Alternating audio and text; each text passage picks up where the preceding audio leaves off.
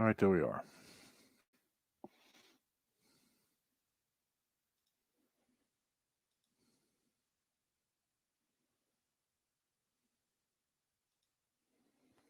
You are listening to IBGR, the International Business Growth Radio Network, coming to you live from our North American studios here, just outside of beautiful Richmond, Virginia. And today is the only show that I do on the video. So if you watch it, you would probably understand that because I've been told many times I have a face for radio, and I heartily concur. On the other hand, this is a topic that I want to bring out to a lot of the people out there who are thinking about starting their own coaching or consulting business. Now, my focus is not in coaching, it's on consulting, but a lot of things I'm going to cover are pretty much the same. If you're going to open up a professional services company, professional services to business or business owners, a lot of what we cover here is going to be relevant to you. But for right now, I'm focused on the consulting arena, and this is a pretty big animal in terms of just what is possible. So that's why I want to offer this to you. All right, so I'm going to get everything hooked up here. So first thing I need you to do is go to show notes, and our show notes are at ibgr.network. Now, IBGR stands for the International Business Growth Radio Network. International, 177 countries around the world. Business growth, or the BG of IBGR, is we talk to business owners and entrepreneurs, people in the gig economy, solopreneurs around the world. And what do we talk about 24 hours a day, 7 days a week, is we talk about how to start, grow, or exit a business. That's our focus. And then finally, the R of IBGR is, as it sounds, it's radio. Now, we run this as a terrestrial radio station. This is not run as an internet station. There's a big difference. So we basically maintain the type of scheduling. We have hosts. We have commercials. We have everything that you need. And so I want you to understand that this is a radio station where we made the decision not to buy an FCC license and then broadcast to, in the Richmond area, maybe 1.5 million people, but rather we're going around the world to 7.5 billion people. And then specifically of the 7.5 billion, about 375 million are entrepreneurs. Of those, 180 speak English as a primary or secondary language. And maybe we'll be bilingual next year. I hope so. But right now, I'm going to focus on the 180 million. So if you're part of that, wunderbar. Welcome to the show. All right. Now, you're at the page, ibgr.network. That's our name, our URL, our call sign, and our broadcast frequency. When you get there, you'll come across the navigation bar. And off to the right-hand side, you'll see notes. If you click notes, it should be the first one in the queue, and it's CIB.05. If it isn't, and you're listening to this as a replay, or it's a podcast through, say, our partners at startupradio. Or startuprad.io, which is Startup Radio, then you need to put in the search bar right next to this, the list, CIB.05, and that is, instead of creating a consulting business, which would have been CCB, I really want to talk about the fact that you're creating an improvement business. But if I use the word improvement in the title, you're going to think that, I'm helping you rebuild houses. And I don't do that. I'm not a carpenter. I'm not a plumber. You got a car to fix, you can talk to me, or a motorcycle. But that other stuff, I'm not interested into it. So this is the 5th show in a series of 13. So that means we're in week 5. And today I'm going to be talking about, let's take what we've discussed up till right now in shows 3 and 4, the practice and the model. And how do I turn that into a business? Now, today's going to be pretty extensive. So if you scroll on down, you've got a graphic. I don't want to read this to you, but this is exactly what I was thinking 20 minutes ago. This is a monster show in terms of information. I don't want to parse this over multiple shows, okay? One of the reasons for that is that the radio medium is good for some things, and other things that are a little bit more challenging. So what I want to do is I want to put all the options in front of you because they're extensive. And then to help you make that decision, you need to join either our Facebook group, which you are watching on our Facebook page right now, which is IBGR Network. So all of you listening to this that want to catch us on the on video, live video, or I guess you go there recording later on, go to IBGR Network. And if you go there and you join our group, which is Build Your Business Today, you know what? I'll help you through this. If the other hand, you're more of a LinkedIn person, then join us over at LinkedIn. It's the same handle, IBGR Network, and join the group over there. And I believe that's the growth community. All right, so it's right there. It's in caps. Do it. Now, the links at the bottom of the page will get you back and forth. So let me do the introduction, okay? I'm basing this on last week. And last week, what we talked about was selecting a consulting model.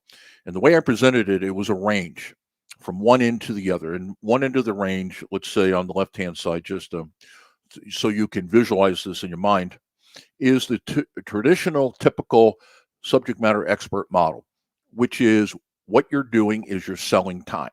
All right, that is the how.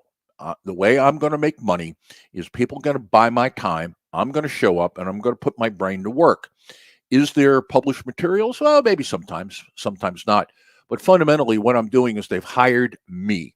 Now, it's a great model if you are working with clients who have a lot of money. They have deep pockets. And typically, large corporations hire this type of individual, or they go to a consulting firm where these individuals are present. Okay? And so that's how you do it. So if you're running a business like that, and I've run quite a few of them, what you basically do is you sell brains and you manage calendars. All right? You want to keep your consulting staff occupied about 75% of the time. We call it applied rate. And so 2 weeks out of the 4, they're probably physically on board with a client. And then the other 2 weeks, they are in the office. And of that 2 weeks they're in, 5 of those days are being spent doing pre-work or post-work from their visits. All right. And typically in the business that we ran, if you were on the road 2 weeks, you had 1 or 2 clients. That was it. It was not a client every day. That is intellectually impossible to pull off because each client is different. And what you're doing with having a client on a consultant on site is that this is a very, very unique solution that you're providing to them, and you can't go from one account to the other. You know, Monday I'm in Grand Rapids, Michigan, advising on a General Motors plant that makes hydraulic lifters, and then the next day I'm in Milwaukee at a Delphi plant on how do you on stamping. You know, you're stamping up parts. You just can't do that because intellectually you just can't hold that in your head at the same time. It'll burn you out.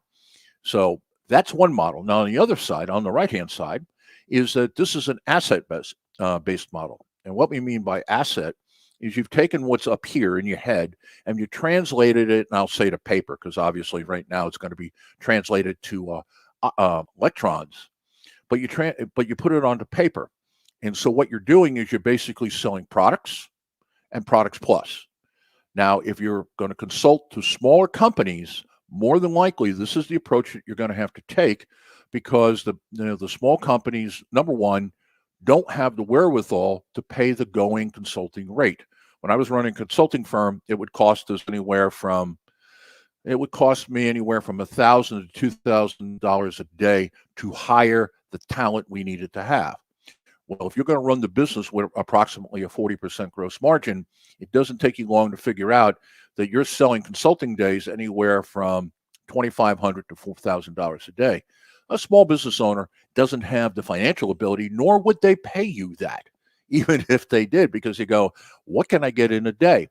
And in that context, with the value provided based upon their available revenue, they're absolutely right. So the idea of going to an asset-based consulting firm is really fundamentally this. You are taking and breaking it down so you're making it affordable. Now, at the end of the day, because of your intelligent design of the fee structure, which if you're watching this series, I'll help you with, is that you're going to be approximating a 40% margin with a lower revenue day. Now, there's no way to get the big consulting house numbers in a small business consulting firm, but if you're intelligent, you can have a very, very profitable model. Now, that was the how, but that didn't talk about, well, what were you going to consult on?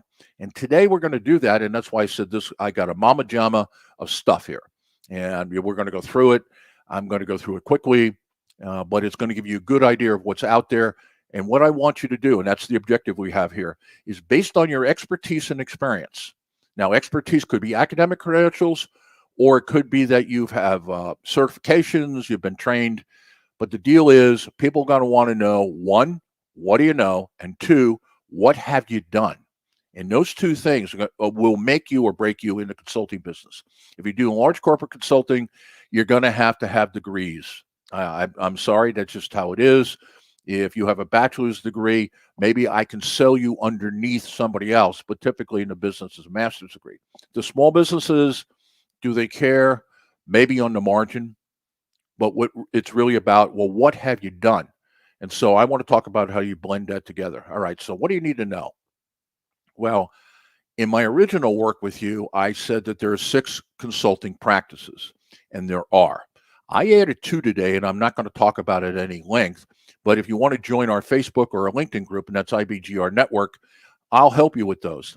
So 1.0 here, as you get to what do you need to know, and that's a hot link that will take you back to, I believe, show number 2, CIB.02, where we kind of laid this out. So I've got no definitions here because I've already taken up. If I was printing this out, I've already killed a forest.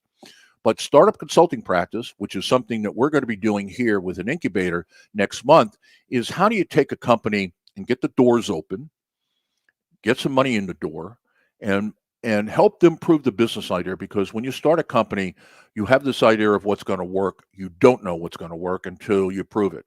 And there's a lot of people say, well, I had a great business idea, but it didn't sell. No, you didn't. You didn't have a very good business idea because it didn't sell. That's just the life. And if you scroll all the way to the bottom, now again, let me take you, if you're just joining us, IBGR.network is our website. When you get there, you'll see the navigation bar right below our wonderful symbol, our icon. It says notes, click notes. And whether you see it first or you're getting in here as a replay or a podcast, so there's like 2,300 pages of notes in here, CIB.05. And that is creating a consulting improvement business. Practice plus model equals a business. Open it up. Now, all the way to the bottom, and this is number 8.0, which we're not going to talk about either, is a turnaround consulting practice where you're hired to come in and turn stuff around. Now, the deal with this one is you're not going to be a rookie or a novice.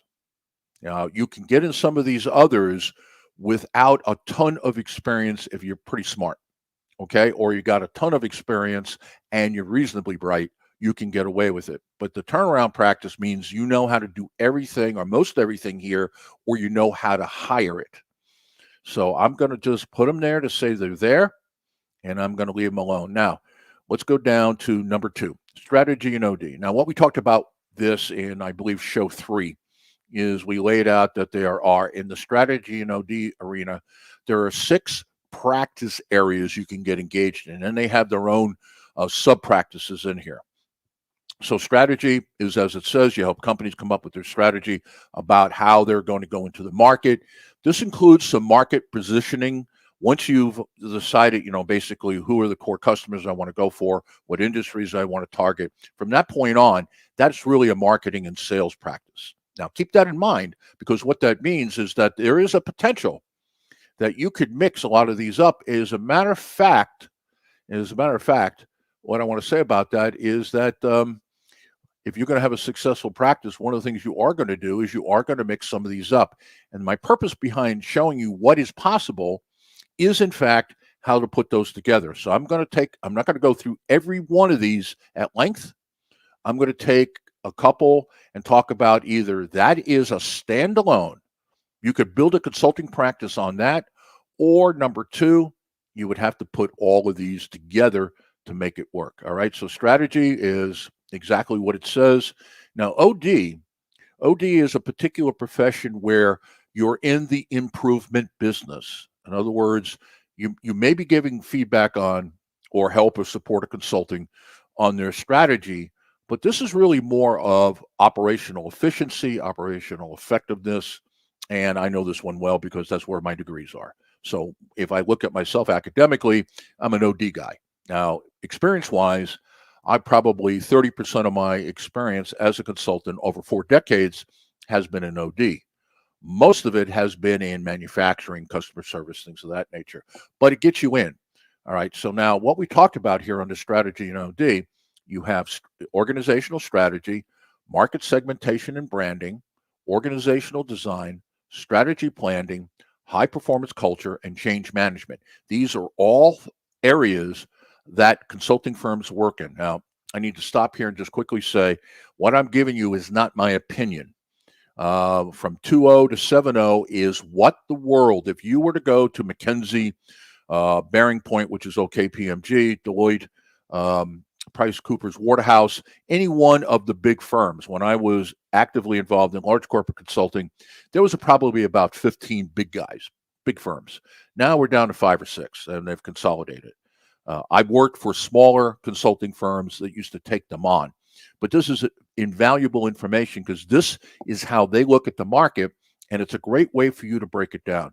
So organizational strategy, let me talk about those and how you put those together. What you could find in here is market research. In other words, what you're going to sell them is the ability to look at the market and know what's going on in terms of customer taste, overall trends, where the industry is going to be headed, et cetera, et cetera. Now, you could run a consulting practice just on this if you're consulting large corporations. If you're going to be consulting to small companies, this is not going to cut it by itself. The second one is strategic landscape, where you take the data. See, market research is you take the data and you write a report. And the report is written in a way that it's user-friendly. That's about it. If, in fact, you're going to convert that into something, then what are you going to see is you're going to see strategic landscape where, okay, let's plot that and let's draw a pictorial that we can begin to build a strategy, okay? Value mapping. Now, in this case, as opposed to operations, this type of value mapping is where I am taking a look at the entire chain of my customer chain, because it could be that I'm looking at a number of accounts. I want to go after this particular industry. However, there are other pieces of that industry or vendors and suppliers that they use that I could also get into. In other words, I'm into a software company, and therefore I might be positioning myself to get into a hardware company or a company that produces, let's say, apps like Zapier. If you use Zapier, you got 2 software programs, don't talk to each other, use something like that to connect them. Value proposition is all about how the company creates value. Are you going to be a quality company? Are you going to be a price company? Or are you going to be customer intimate in terms of kind of customizing and then putting together strategic initiatives? And I can tell you that right now, that if you go into a small business, you're probably going to bundle all those together. If you go into a large corporation, market research and strategic landscape, that's McKinsey. They're really good at that. Value mapping, yeah, they'll do a little bit of that. Strategic initiatives. And so McKinsey could take all of those, or they could break each one of them off. Market segmentation and branding, you can kind of see what's in there. Now, why am I taking you through this? I want you to look at the list, and I want you to make some decisions when you look at this list on what you've got the expertise to do and the experience. And we can bundle them together. I'll do as much as I can on bundling for you as we go through the show. But that's really, you got to get into the Facebook or LinkedIn group, because I got to talk to you one-on-one. And if you want, I do have an assessment that will help you with this. It is not available. I can make it available if I have some people who are going, yeah, I want to see that. So market segmentation, branding, organizational design. This is a place where I spend a lot of expertise or a lot of time and develop the experience and expertise on what's your business model, what stage of growth is your company in, how do I align the company vertically, and what that really gets to is how do I get people tied into the business objectives, and then how do I structure the company. You got strategic planning, and by the way, organizational design typically is sold as a bundle. You would do all those. Where strategy planning, that is usually sold in pieces.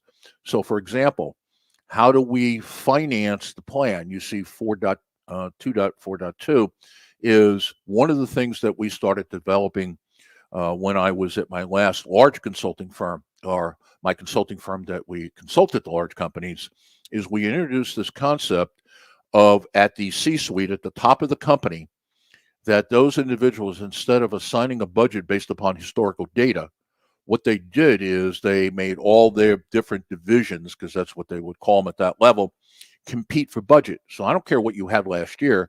I want to see a business plan for you like you would if you were in Shark Tank. And what you're going to do is you're going to tell me, if I give you $1 million, pick a number, $1 million, how are you going to invest it and what's going to be a return to the company? If you're in a part of the company that produces revenue, that you're going to hit me back with what's the return, 2 times, 3 times, 4 times, 5 times. And within this operating year, when can I expect the payback period to end and the profitability? So if I give you $1 million, you're in manufacturing, you go by week 10, we will now have produced enough goods to pay that back. And so the remaining 42 weeks of the year are going to be on the profit side. Here's our projection, and here's the multiple that you're going to get off your money. Okay, interesting concept. High performance culture, this a lot of times falls into people who work in the HR arena. So if you're an HR consultant and you're pretty much focused on people, high performance culture is a place you can go, because more and more people are realizing that the culture of the firm matters. And we have 3 in here: purpose, archetypes, and vision, mission, and values. Archetypes is simply to say that there are 4 basic cultures that you would find develop in a company. And here's the thing I want to say to all of you who are not in a large corporation. You go, what's this culture stuff? Look, here's the deal. Your company's going to have a culture. One's going to develop. The choice you have as the owner, the entrepreneur, the leader of the firm is really simple. You get one on purpose, or you get what you get de facto. And I can tell you that if you allow it to develop on its own without any direction from the top of the company or by the owner, you're not going to like the culture that you get. And the archetypes are achievement cultures, affiliation cultures, power cultures, and rules cultures. And there's no best one. They all fit for the type of business. For example, if you're running manufacturing, a rules culture is probably the best way to go. Okay, why? Because everything has got standard operating procedures. You're running a sales-based organization. It's an achievement culture. That makes sense, right? Because you want everybody, with the mindset of if I don't shoot it, I don't eat it. And so there's no money if you don't sell, as opposed to a power culture you find traditionally in military organizations. You're a senior to me, I salute you. And I don't necessarily salute you, I salute the uniform. And an affiliation culture, you would find that more on a college campus among the faculty. It's more collegial environment. So there is no right or wrong. It's which one of those work, and typically you get some mix of those. And then change management. That's another area that if you are in the HR arena, that you probably could be very good at this. But those are all the ones that would be bundled together in a company that touts itself, brands itself as a strategy OD firm. Now, operations management, okay?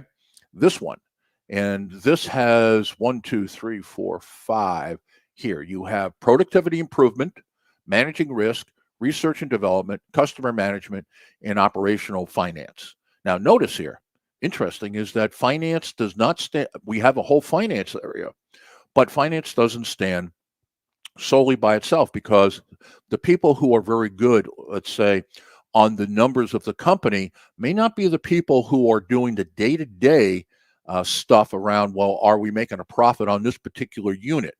Now, I'm not saying the financial people can't do that, but they typically don't.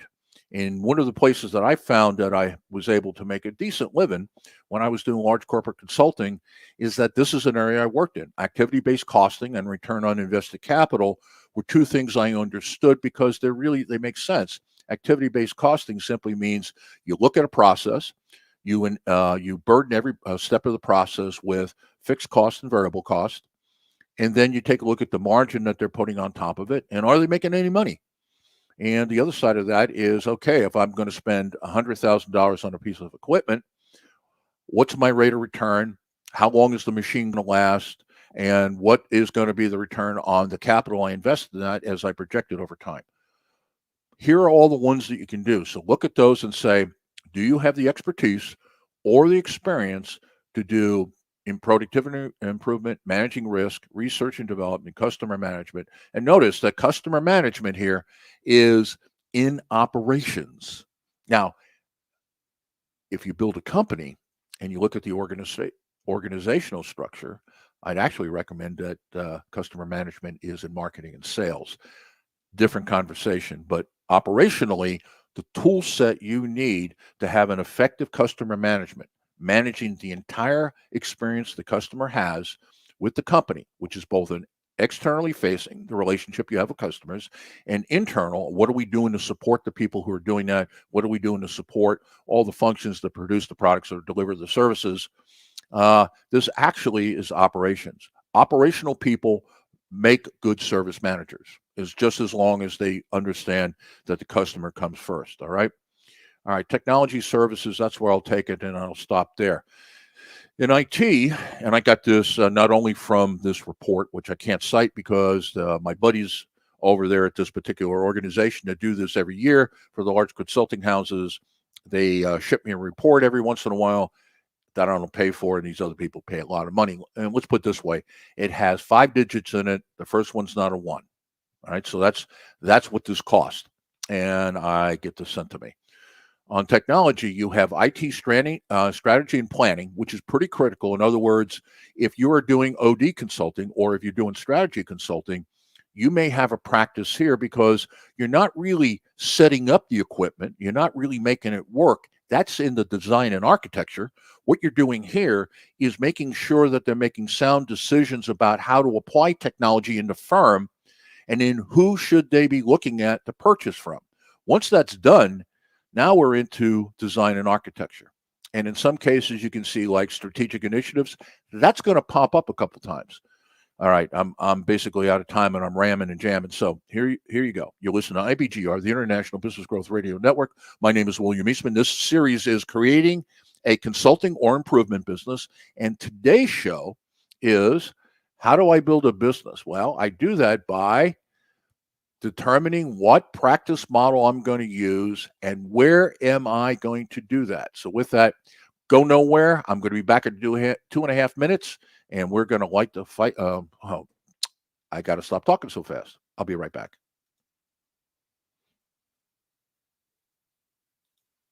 All right. So for everybody out there, I realized that would probably was tripping the light fantastic. That's what I had meant to say. Now let me take a look at Facebook because I didn't shut it down, but I just stopped looking at it to see if I've got any comments. Okay, ask any question. Nobody asked one. Okay, we'll just let it go at that. All right. So as we're waiting here, we come back from the break. I'm going to pick it up where it is. Now, if you're listening to this either right now live or you're listening to this after, and you want to build a consulting company, I'll show you how to do that. Done plenty of companies. One organization that I built, and I'm watching the clock, one organization I built where I was supporting what they were doing. I helped them get from 3 to 46 million. And this was over about a 12-year period, okay? On the other hand, I started a consulting firm for them. They created a new organization. I was one of the 4 managing partners that started this. I was on the project management side along with 2 other colleagues. And there was a 4th person who was marketing and sales. And we took it from 0 to 10 million. So I've been in the game. And one of the things that I greatly enjoyed when I took it from 0 to 10 million was that it was actually 9.87 million, just to be exact. But you allow me to round it off nowadays. And that is, I used to take on all the big dogs. And that was a whole lot of fun taking out McKinsey, or at the time it wasn't Bearing Point. It was known as KPMG. Or Ernst & Young. That was great fun for me. Okay, let's check to see where we are. The clock says we should have about 20 seconds left. Let's see where we are on the promo side. Oh, come on, computer. Report, which is 11 p.m. Eastern Daylight Time and 11 a.m. That was me. Isn't that glorious? Like, you just can't get away from me. And that's talking about our news service. So that's been wild, but I'm not going to talk about it now because I need to be back in the game. All right. So when we get back, I'm going to pick up the conversation here. I've got a call at 2:00 with a partner, somebody who's in this business. And so what I'm going to be doing is there's not going to be any hangover. I'm going to be right out. All right. Let's get going. And we're back. You're listening to IBGR, the International Business Growth Radio Network. If you're wondering where you are, so am I. Okay. All right. So this series I'm doing every Tuesday. I'm doing live. You're making me, basically put on clothes and get in front of a camera, which is something that I like doing because radio people, man, they want to be in their sweats, unshaven, drinking scotch and talking on the radio. And trust me, most of the ones I know, that's pretty damn close. But in this particular case, the reason I'm doing it is I want to help you build a consulting firm. And so I decided to get in front of the camera, so we got something on Facebook. So the series is how do you build a consulting/improvement company? And I added consulting in there. Originally, I wanted to call it improvement, but I didn't want you to think that we were doing some sort of home fix up. All right. Now, today's show, what am I talking today? I'm basically covering some ground that we have done over the last 4 weeks. And this is, by the way, this is CIB.05. I'll tell you where to find it in a second. But how do I determine what practice areas I'm going to work in? Because what's critical is one, what model are you using, a subject matter expert or asset model? And I'm not going to go back into that. If you want that, what you can do is you can take a look at previous show, CIB.04, as well as listen to the previous podcast. Each of my shows are broken down into 2 30-minute segments podcasts. So you're going to have to listen to part 1. This is part 2. So that's where we were. And then I got to pull up my notes because I can rattle by memory, but rather not. And then the other thing that we were doing here is saying, okay, here are all the options available to you. And what we did is we went through a startup consulting practice, didn't talk about it very much other than it's there. Then we took strategy and OD as potential, and there are 6 areas where you could consult. Then we took operations management, productivity, things of that nature. We talked about the 5 areas possible there. Then we ended up with technology with 2 areas. And of course, for example, IT and architecture. Let me just hit on a couple of those to tell you that in my experience, each one of these could be a consulting practice. So number 1 is building library systems, storage. Number 2 is building a content management system. 3 is web development. 4 is user interaction. Number 5 is customer database deployment, Number 6 is programming, actually writing the code. Number 7 is technical writing. Number 8 is enterprise architecture. Those are all possibilities. And in the corporate world, you would find companies that only do one of the 8. Okay, and simply because it is so involved to do. Now, let's get to the notes page, ibgr.network. That's ibgr.network. When you get there, you see navigation page. On the right-hand side, you'll see notes, quick notes. And what you want to open is you want to open up CIB.05, practice plus model equals a business. If you're getting here late, you listen to a replay or you're listening to a podcast, and it's a couple days later, then right there on that page, you'll see on the right-hand side, new choice of business search.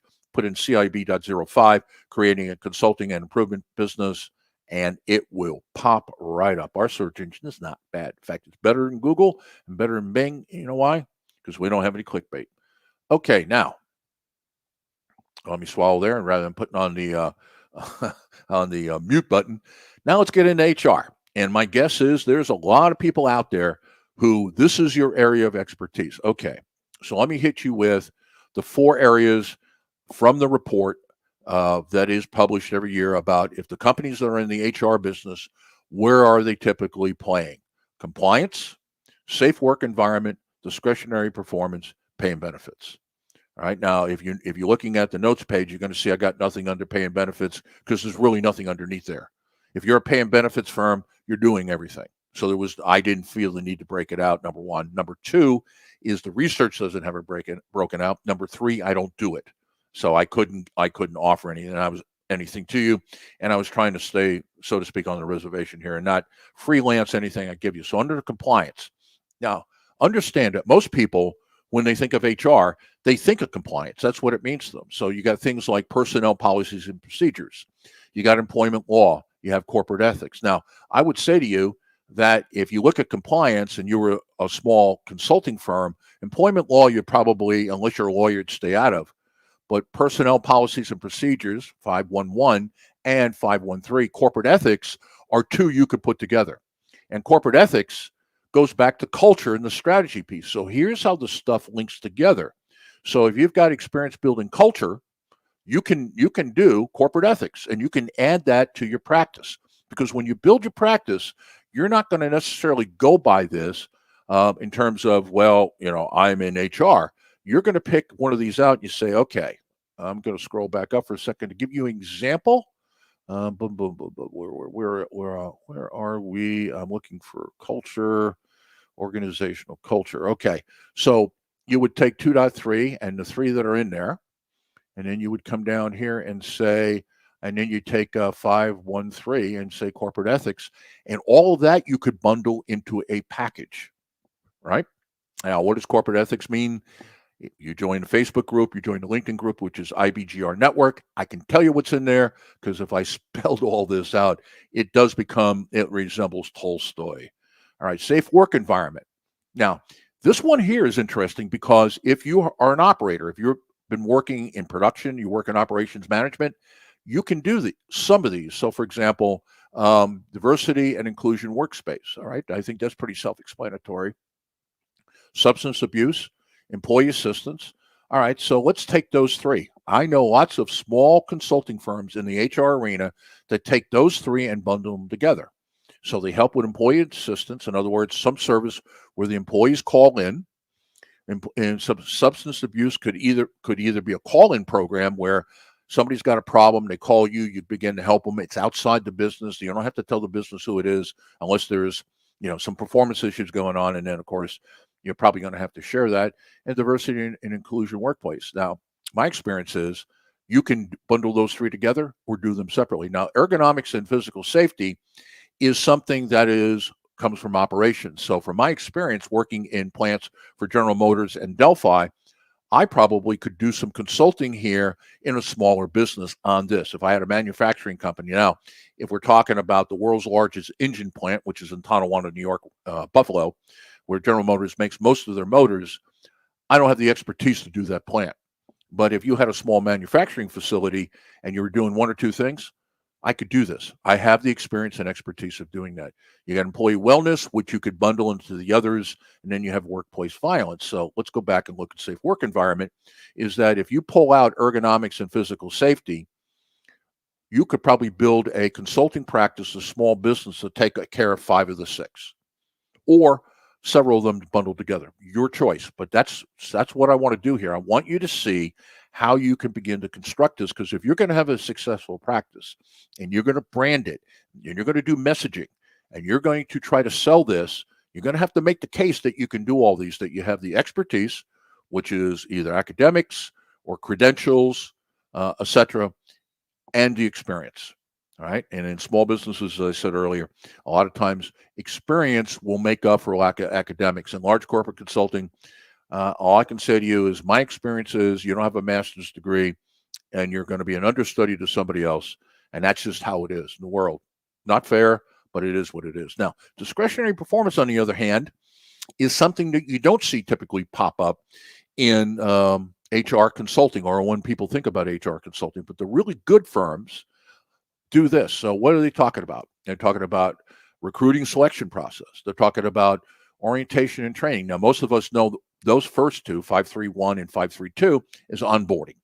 Then you have leadership and management. And we've got a lot of people that we have here on the station that this is their area of expertise. You can build a practice in HR in discretionary performance on one issue. 533, you consult, you coach, and you train leadership and management. Right? That's easy to pull out, or you can put the whole thing together. If you listen to the programming that we do on Thursdays, we're doing all of this. All right. Succession planning, career development. The issue here is pretty simple. Succession planning is what the organization does to show you what a career path would look like. And career development is the responsibility of the individual to avail themselves of those opportunities. In other words, I can't make you promotable.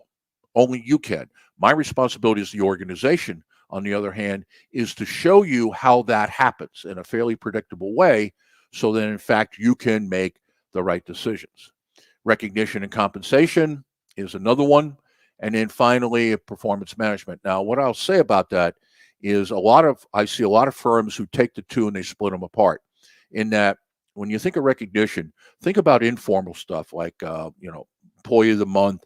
Maybe you give people a day off. They got a privileged parking place close to the building, things of that nature, rather informal. Compensation, on the other hand, typically is handled by companies that have some compensation experience. But a lot of the ones that I used to work with, and these are smaller firms, what they did is they took the two of them together and said, hey, you want to make working for you a good deal? Hire us. We know how to do it informally and formally. And then finally, you're going to have some way of managing performance. And if you're going, well, that's rather bureaucratic and I'd rather not go there, I completely understand where you're coming from. But on the other hand, is when you get to a certain number of employees, you better have a performance management system, because otherwise you're going to get yourself set up for a wrongful discharge. In other words, if you fire somebody over failure to perform, here is some of the requirements that are placed upon you by federal law. Leave the states out of this. By federal law, is that if you are managing anybody's performance, you got to be measuring everybody's performance. If you're going to collect data on performance, you can't just collect bad data. You got to collect all the data. And then there are rules around who has access to the data. In other words, you could get yourself in a world of hurt if you don't look hard at this. Now, if you got under 50 employees, probably slide by. If you're approaching 100 employees, you don't have performance management, you have basically loaded a gun with big ass bullets, and and it's just sitting on your desk, ready to hand to somebody who believes they've been wrongfully treated, and you're handing their lawyer a gun. And then paying benefits, as I said, that's pretty comprehensive. It is what it is. All right, now, number 6, you're an accountant. We've got our Monday shows. We've got some incredibly intelligent, brainy people with a lot of experience. Well, if I'm going to consult in financial performance or financial services, what would that be? I added performance to that because it is more than that, and I added the word performance. If you looked at the study I took this from, the word performance is not in there. I added it because of what's contained. Okay, so let's talk about the 4 things that are here. You got capital strategy, you got shareholder strategy, you got merger and acquisition strategy, and you have growth strategy. All right, so capital strategy is if you're advising small companies, maybe number 3, okay? Maybe number 3, 613, okay? You're going to do, and that's IPO. If you're talking to a business owner who says that their long-term objective, like it is here at IBGR Network, is the IPO, then you probably have to get that type of expertise. But other than that, capital structure is, basically where is the company making its asset investments, but not assets that are necessarily in the facility, but assets that are external to them, like other investments. Okay, and that gets me down to the next one: capital investment and budget strategy. This is almost always big company stuff. IPO, big company, but if you're talking to a business owner who is thinking about taking their company public, you may need to know some of this. And then project and finance strategy. And to me, in small business, that may be the only one that begins to say, hey, I need to have the expertise. I definitely know that the CFOs that we have on the air, like Jeremy Gray out of Singapore, and Ellen McElhaney, who is here out of the United States, out of North America, both are people who know how to do this and talk about it on their show. Okay, shareholder strategy. Now, if you're the only shareholder, you can skip this one over. But on the other hand, if you're thinking about IPOing, in other words, an initial public offer, you're trying to go public. If you're thinking about going and getting venture capital, you probably have to at least get some expertise in this area. So again, if you're building a consulting practice like our CFOs are, and both Jeremy and Ellen have their own consulting practices, they can sit down and they can take you through what you need to know. One would be to either talk you into it or talk you out of it. But also number 2 is that if you're going to go forward with this, what do I need to do? Mergers and acquisition. Now, I would say this is what small business owners don't know that they need, because unless your plan is to liquidate your company when you decide to get out of it, then what are you going to do with it? Now, if you're running a consulting practice and it's a personal practice, it's just you, none of this matters because you have nothing to sell anyway. Unless you go to an asset-based consulting firm, as we opened up with this, and the asset consulting firm is you've taken all that's in your head, your intellectual property, and you put it on paper or convert it into electrons, then you may have something to sell. But if that's all you're doing, you're going to liquidate. But if you built a company and you've got fixed assets, what's your plan to get out? And so your plan to get out could be, I'm going to sell my company. Well, this is information that you need to have. Or on the other hand, your growth plan. Let's say you intend to IPO. And what you want to do is you're going to grow. Some of it's going to be organic that you do yourself, and others I'm going to buy out competitors. Like, for example, our strategy. Our strategy is, instead of making it in the terrestrial world and jumping over to the internet, we're going to build it in the internet world and jump over to terrestrial. So I see in our future buying terrestrial radio stations and offering our programming that way. An absolute reverse of the industry. Well, this is something that even though if you looked at the number of employees we have, you looked at the revenue, you look at our age in terms of how long we've been in business, you would say none of that is relevant to us. It is. Trust me, because if you're talking to me about this, I'm quite willing to talk to you about this, and I know a few things about it. But if you're building a practice and you want to get into mergers and acquisition, then that really kind of defines your market. You're either going to go after large corporations or you're going to look at more mature businesses, let's say something around 10 million. They have enough capital to operate and to make some purchases, and more than likely 10 million, they have enough credit that they're looking to buy other companies. Or you're looking at an owner who is in their late 50s to early 70s, who's still running the business, and they're kind of winding down. And then growth strategy. Now, this one is interesting in that, yes, you need to have a financial brain here. You need to think like a financial person. On the other hand, if you're doing strategy in OD, you can do this one. Why? Because a lot of the things that happen in growth strategy, okay, are things that happen in strategy itself.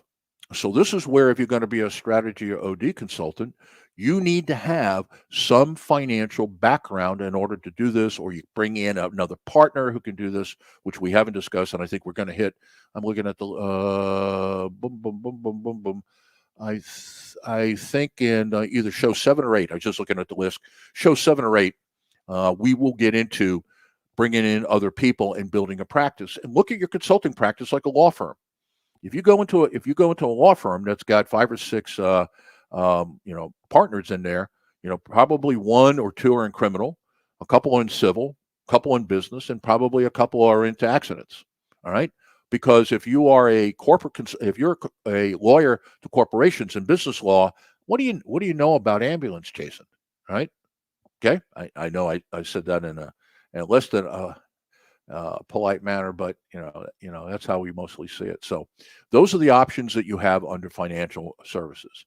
Now, marketing and sales, getting a little simpler here. Now, what's interesting is service is not in here because in the big consulting houses, they don't do that. So again, I didn't get off the, what's the word I want to use here?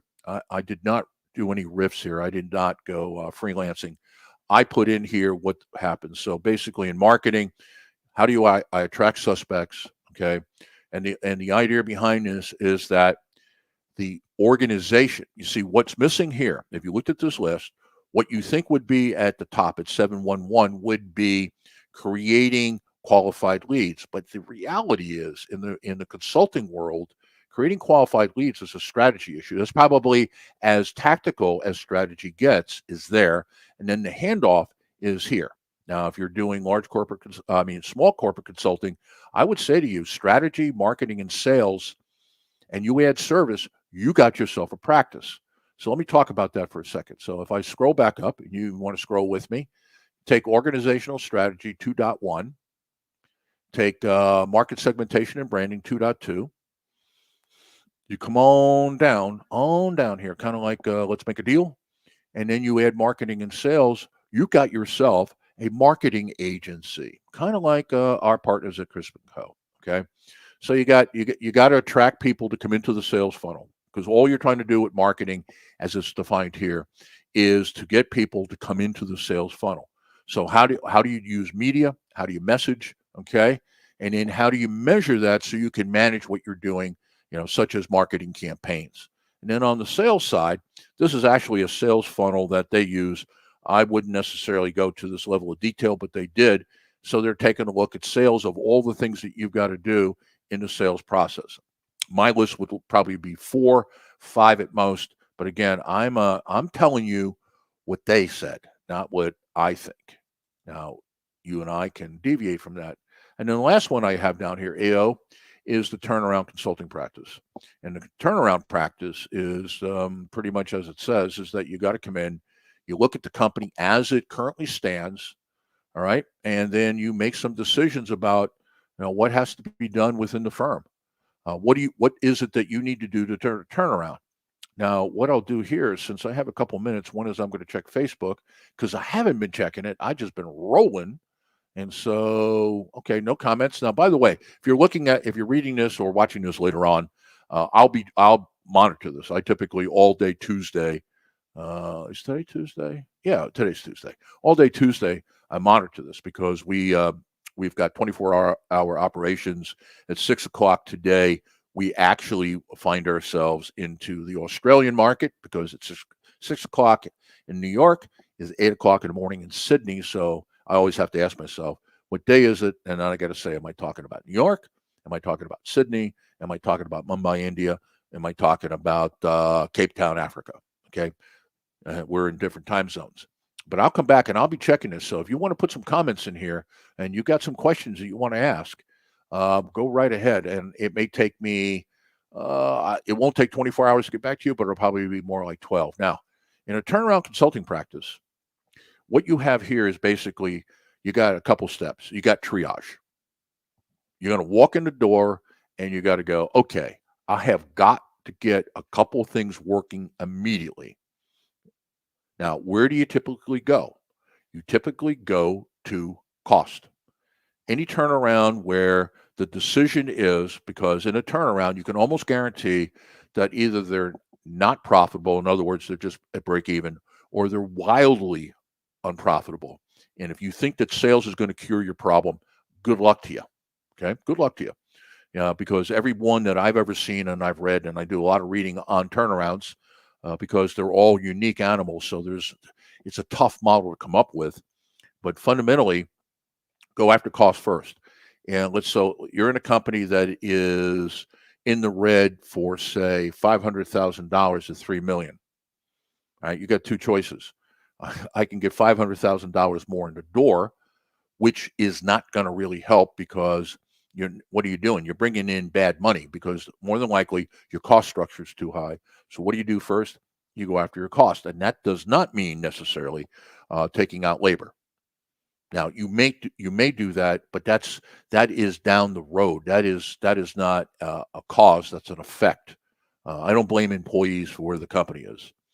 So what you do is you look at your cost structure and say, okay, let's get aggressive about taking out all our costs. So if you have expertise in activity value mapping and activity-based costing, you can knock this bad boy down pretty quick.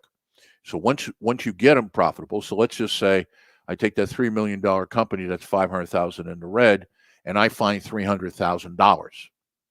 Right. So now they're operating. They're operating at a lower cost operation.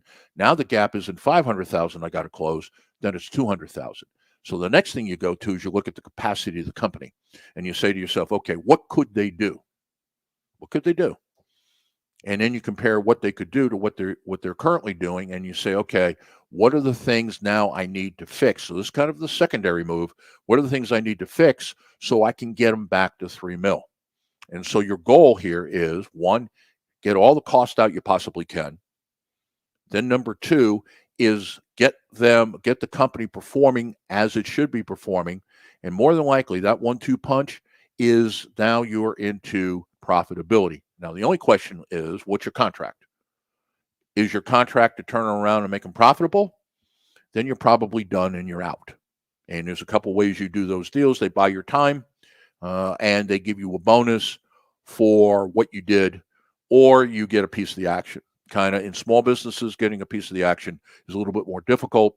Also, is a little bit more dangerous because if you get a piece of the business, then number three better be true. And that is, okay, so what is your reimagine strategy? If I can use our theme that we used in season 5, last season, is what's your strategy to reimagine the business? And if you're there long enough, then what you're doing is say, okay, what's next? And now what you're doing is you're basically employing, now you're a strategy OD consultant. And so that's the difference. Whereas in a startup, what you're worried about is what we're doing in our incubator. What's their image? What image are they portraying in the market? Their brand. How well does their offer match a unmet need or undermet need? And what's the timing of that?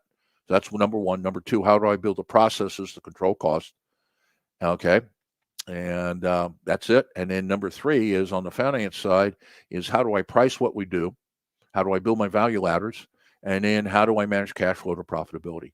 And that's what you would be doing on a startup. All right, we're there. So look, this was a lot of stuff. I don't particularly like going this fast and going through the topic to make it almost impossible to follow. Here's what I want you to do. Bottom of the page. Bottom of the page. You've got a couple options here. All of these are wonderful. So if you're a Facebook person, click the Facebook link. If you are a LinkedIn person, click the LinkedIn link. Both of those will take you to our business pages, IBGR Network. No dot or decimal point or period in there. That'll take you there.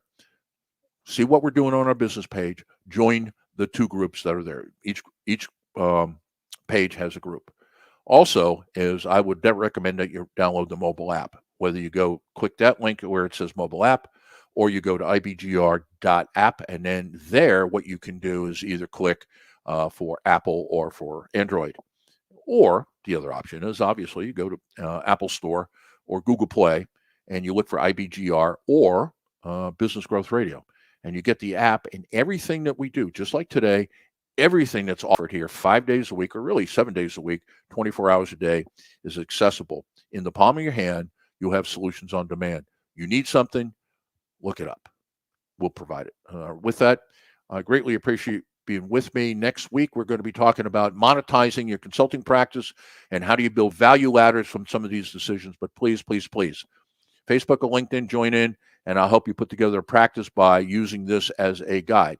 You've been listening to IBGR, the International Business Growth Radio Network. My name is Willim Eastman. This is Show or podcast CIB.05.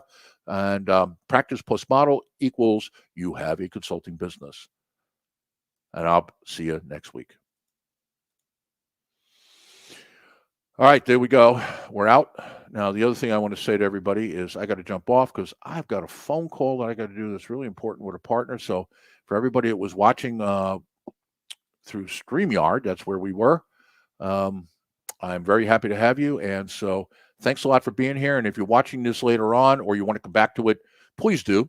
And just put the questions in the comment section and I will answer them. And I promise about a 12-hour turnaround. Take care.